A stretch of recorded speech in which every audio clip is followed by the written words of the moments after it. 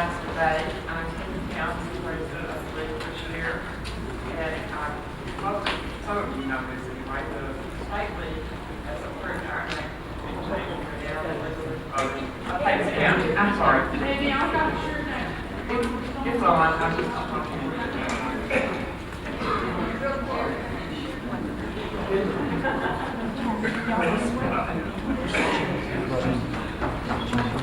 The mission of the league is to bring as much information as we can to all of you, and to have an informed vote when you go to the polls.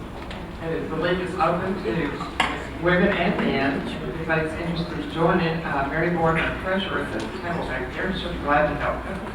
And the league is, should I say this already? We do not support any candidate or any party. I'd like to thank the league members that are helping us out tonight. We've got quite a few here. Jimmy Woods is the debate coordinator. Bill Belver is voter services. Diane Wasnick for the Voters Guide. Darlene Bowman, Paul Stiles. Jan Renicky, Irene Little, Van Little. And the timekeepers tonight will be Brenda Smith and Barry James. And I want to do a special thanks to our moderator tonight, Caitlin Ray, who is a retired attorney and a league member. Caitlin.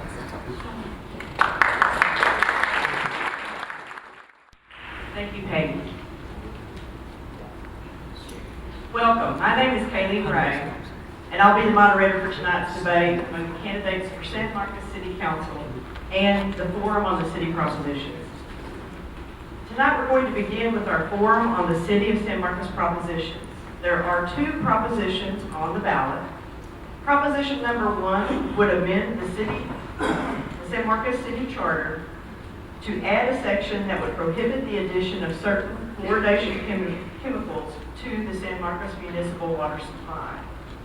We have two speakers tonight who will address this proposition. Speaking in favor of the proposition is Sam Brannon. And speaking against the proposition is Dr. Corey Carruthers. If they'd come up, please, and sit at the table. Each of these speakers will have 3 minutes to present his position on the proposition, and then we'll present the league's for and against research of the subject, followed by audience questions to the speakers. Are you ready? We'll begin with a 3-minute presentation on their positions on the proposition. Mr. Bratton, would you begin, please? And I would note for y'all that our timekeepers are right here in the front, so they'll kind of let you know when you're 3 minutes. Let me start with a quote. It says, "I am appalled at the prospect of using water as a vehicle for drugs. Fluoride is a corrosive poison that will produce serious effects on a long-range basis. Any attempt to use water in this way is deplorable." That was a warning in 1938 from the head of the American Medical Association, Dr. Gordon, Charles Gordon Hyde. Another quote from Dr. Dean Burke, the former head of research at the National Cancer Institute. In the Congressional Record from 1976, he said, "Fluoride causes more human cancer death than any other chemical." I'm Sam Brannon. I'm the organizer of the Fluoride-Free San Marcos organization. And as a finance major, it's a little intimidating to be sitting next to a dentist on this topic. We're going to do our best. There are two things that I would have to leave here with tonight. One is that the fluoride that they put in our water is not the fluoride that's used in his office.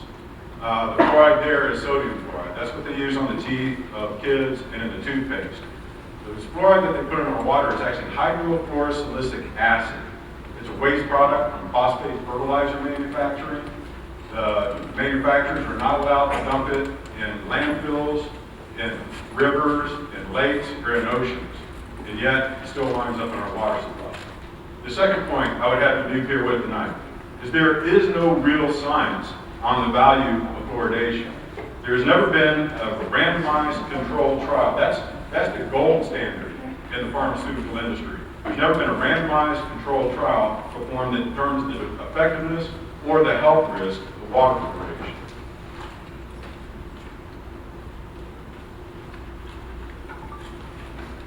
And that's why the FDA still lists fluoride as an unapproved drug. There are numerous institutions and agencies that promote fluoridation: the CDC, the American Medical Association, the American Dental Association. They toss statements around as if they're science, and sometimes they give part of the story, but there is no solid science behind it. Meanwhile, there are hundreds of peer-reviewed articles in medical and scientific journals that indicate problems with thyroid, with kidney, with neurological development. There are 44 different studies that indicate that children in fluoridated communities wind up with lower IQs than those in non-fluoridated communities. As always, I recommend do not believe anything I tell you in this 3 minutes. You've got a week before the voting starts. We have resources at our table. We can point you in a direction to do your own research, and I highly encourage you to do that. One more quote from the former EPA executive, Dr. Robert Carton, and he still goes around talking about this. Fluoridation is the greatest scientific fraud of the 20th century, if not all the time. I'm Sam Brandon. We ask for your vote for Prop 1 and against Prop 2 in the upcoming election. Thank you very much.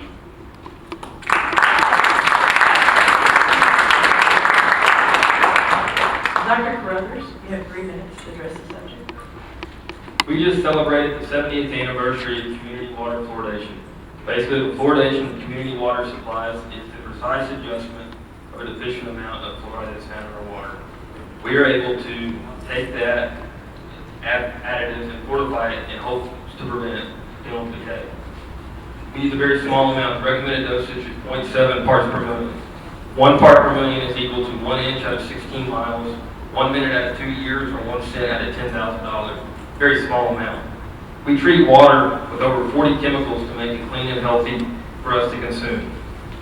When the optimal level of fluoride is deficient, we are able to add additives to the water as a fortifier to help fight dental decay. It's the same thing as adding vitamin D to milk, calcium to orange juice, iodine to salt. No court of last resort has ever said that you're being self-medicated by drinking optimally fluoridated water. The 3 fluoride additives that we use to fluoridate community water supplies all meet the safety standards that are established by the American Water Works Association and the NSF International. A branch of the National Academy of Sciences released a report that was prepared for the EPA that confirmed that the currently allowed fluoride levels in optimally fluoridated water do not pose risk for health-related problems such as cancer, kidney failure, or bone disease.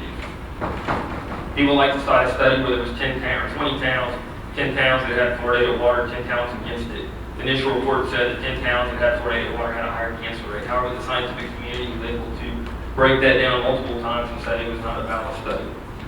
They went ahead and followed the same groups of towns for an extra 10 years and found there was no difference in cancer rate between the 2 groups.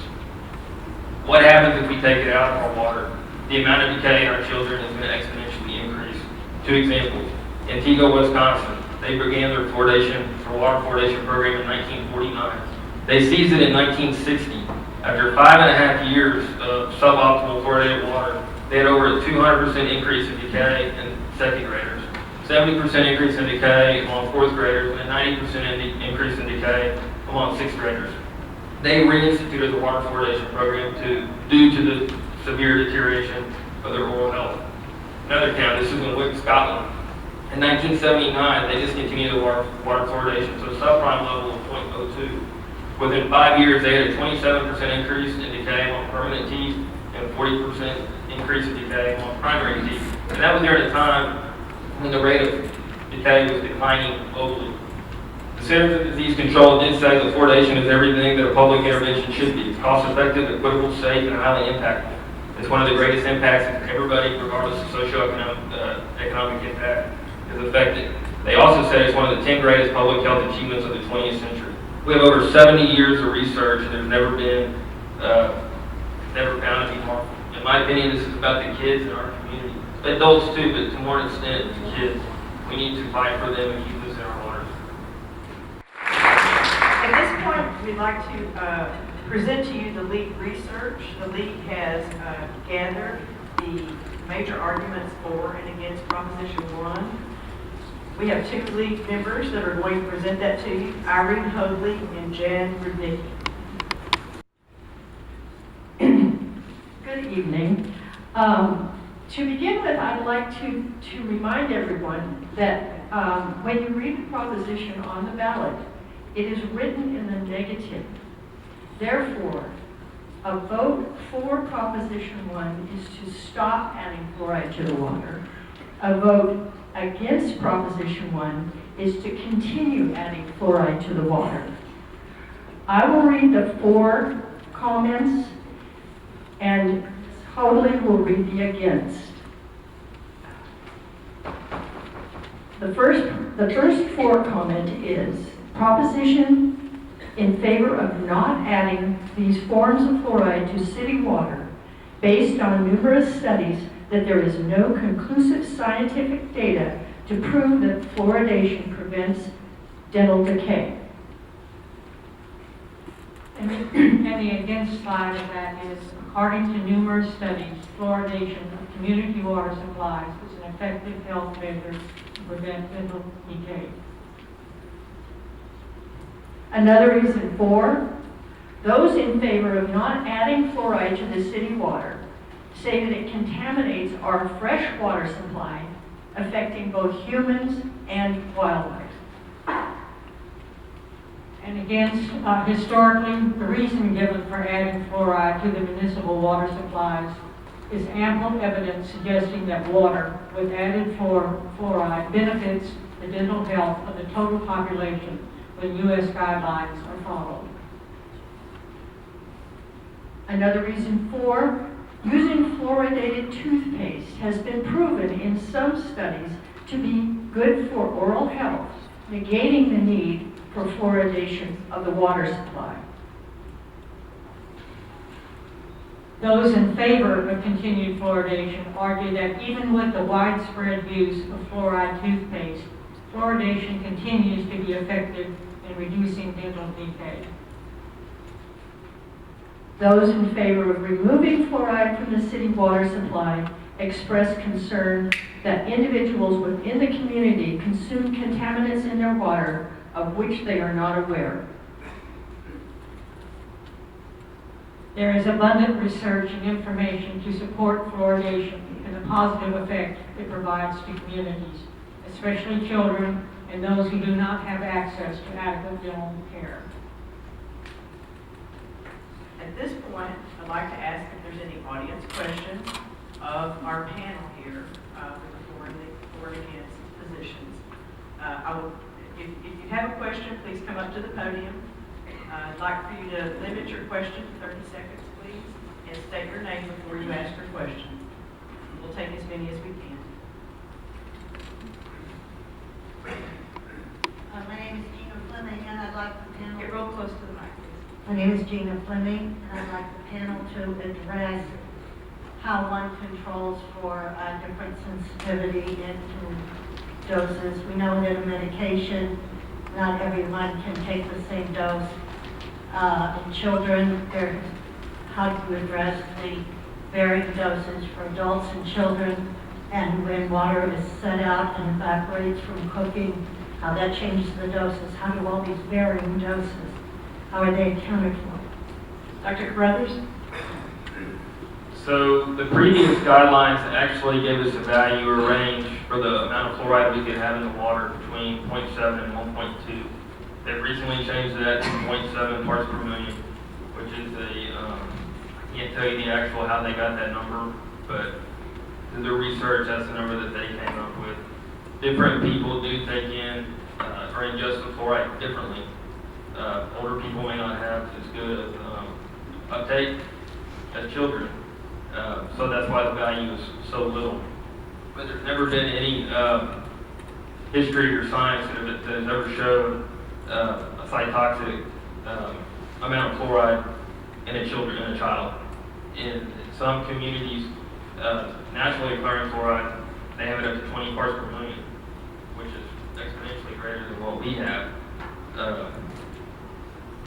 So I would say everybody does uptake it differently. However, I can't tell you the doses, but it's a very safe range. Mr. Brandon, do you have any comments on that question? Thank you. Yeah, the question really gets to the heart of medical ethics. And the AMA has medical ethics, and these are carried down for centuries since medicine has become part of our daily lives. And one of which is that we have a doctor consult with us before they medicate us. They look at our individual condition and they decide what's best for us.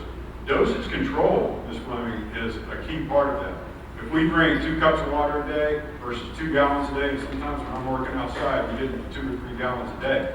I'm taking a lot more fluoride than somebody who does not drink very much water. And the point is, they don't really have a way to measure it. They don't have a way to suggest what it ought to be.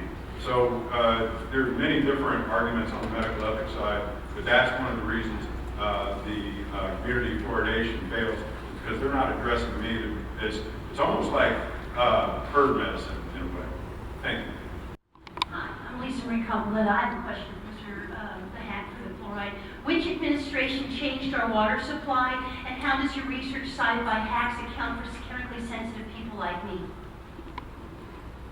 Mr. Brandon, you want to begin with that? Oh, okay. So, I believe the question was for the hack. So,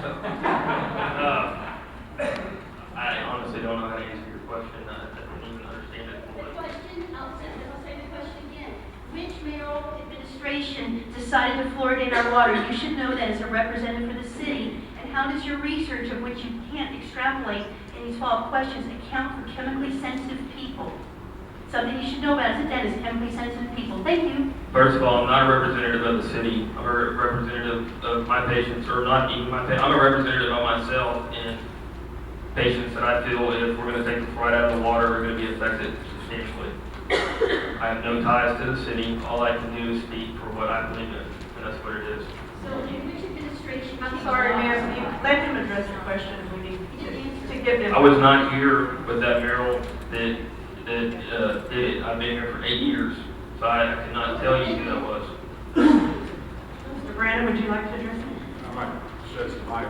My understanding is San Marcos has been fluoridating since 1987, if I'm not mistaken. And to answer the other part of the question is every city council is making the decision to fluoridate. It's a policy that's in place, but every time they approve a budget with a line item for fluoridation, it's that council making that decision. Other audience questions? My name is Sarah Lee Underwood, and I really appreciate you guys bringing this to my attention, because before this came up to the ballot, I was unaware of it. My question is, if this fluoride is not the same fluoride that's for our dentist, why is it in there to begin with? And we would never dream of swallowing toothpaste, which has fluoride in it. Who would you like to begin with that question? I don't know. Who would feel comfortable with that? It's a real Dr. concern. Carruthers, you want to start with that question?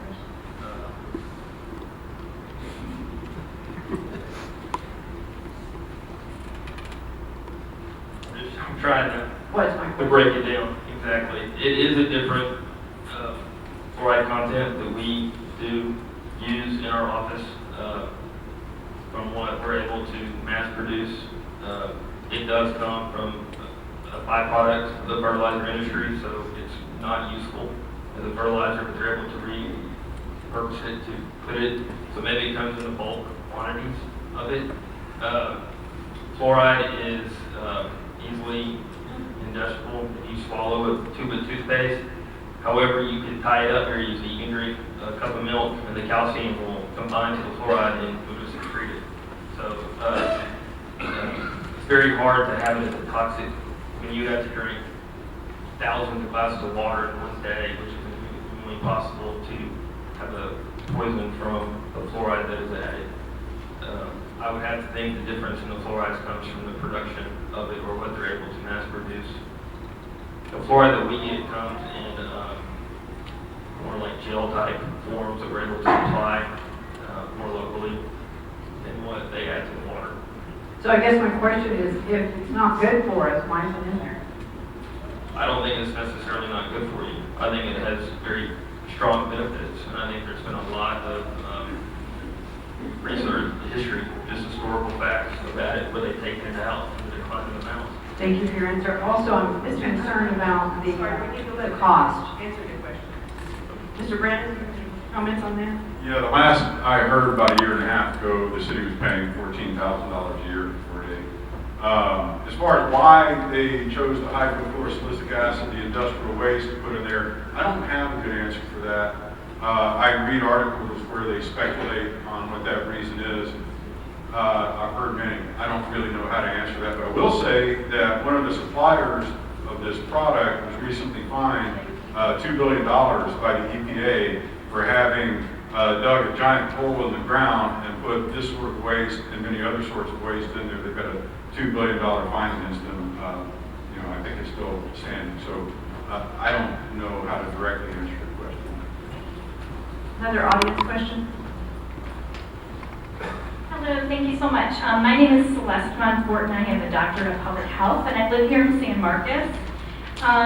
The U.S. Surgeon General, the American Academy of Pediatrics, the American Dental Association, the Texas Dental Association, the American Public Health Association all support community water fluoridation.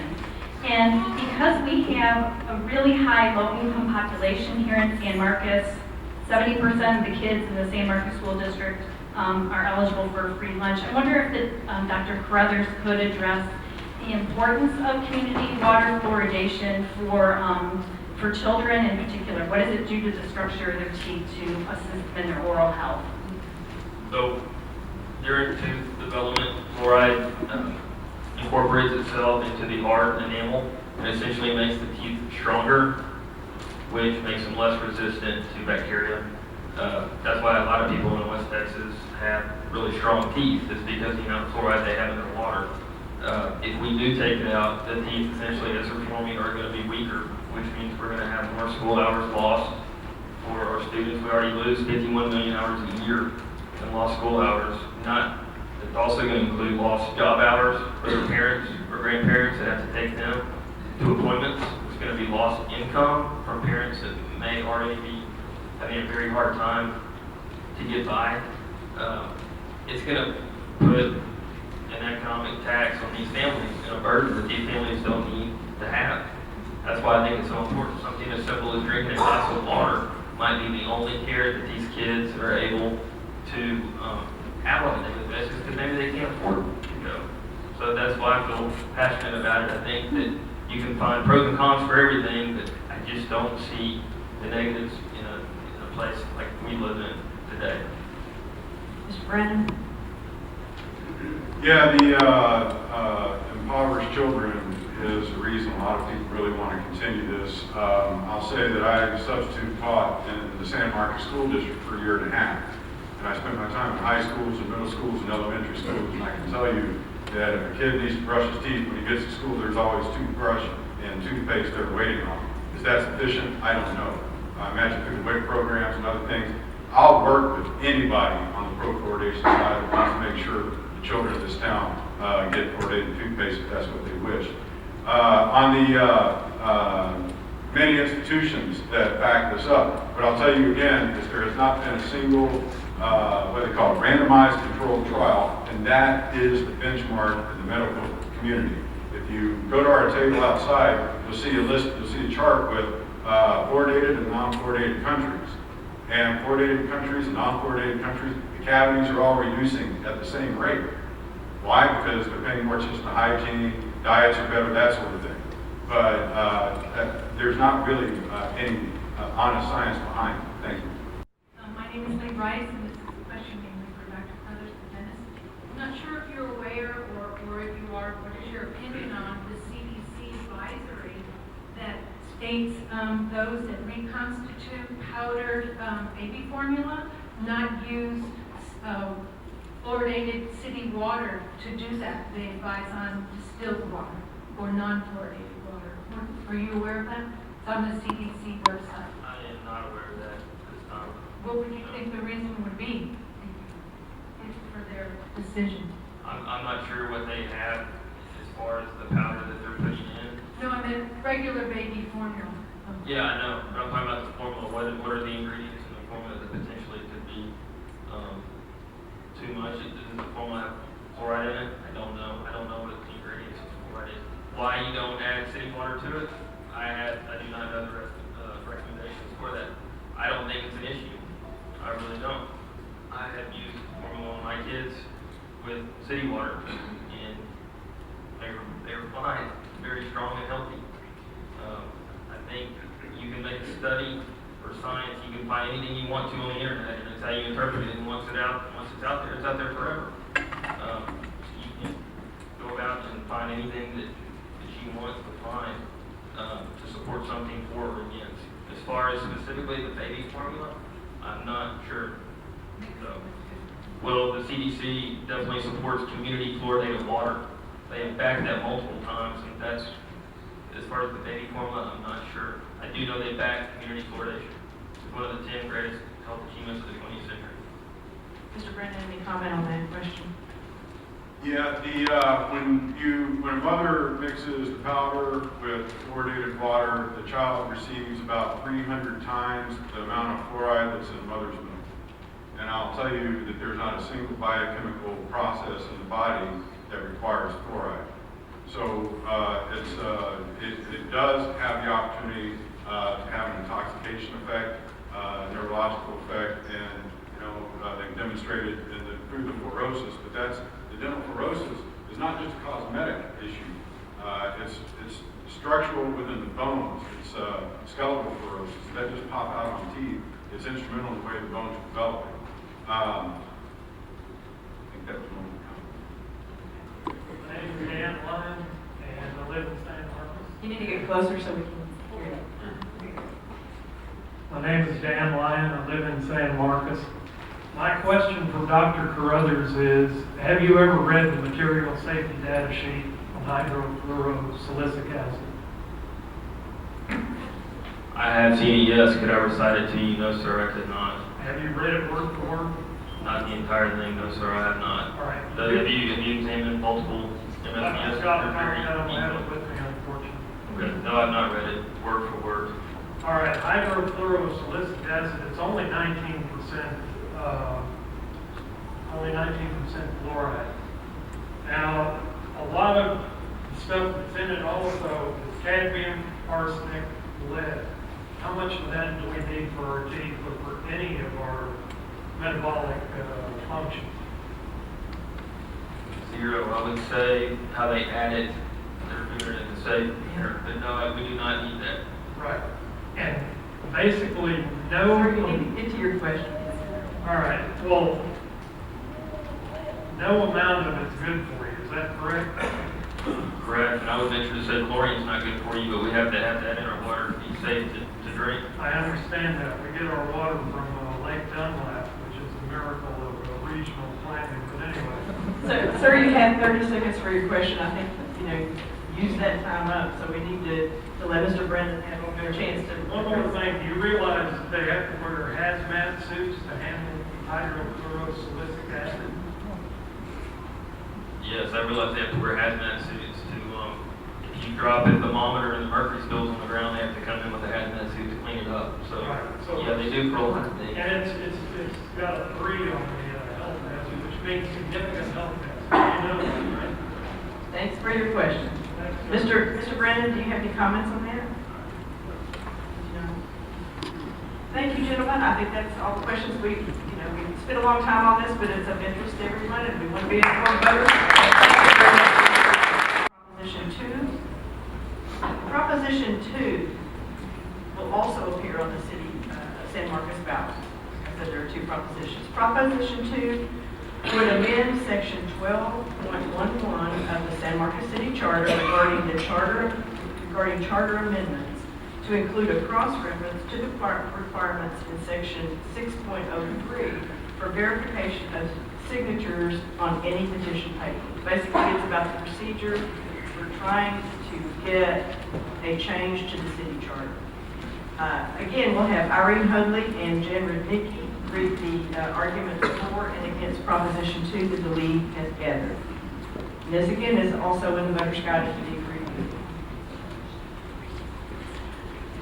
A vote for Proposition 2 is a clarification of the petition signature verification process. If citizens circulate a petition to place a charter amendment before the voters, The signature on the petition must be verified by an oath or affirmation of the person or group circulating the petition. This is consistent with the signature verification requirements for initiative, referendum, or recall petitions. The against part of that is requiring an oath of authenticity for signatures on a petition to amend the city charter makes the process more complicated for citizens. A vote for Proposition 2 will make it clear that petition signature verification requirements apply to any citizen petition in order to place an item on the ballot. A requirement for any petition paper since the original city charter was adopted in 1967. Requiring signature verification is a limiting factor in citizen participation in the governmental process.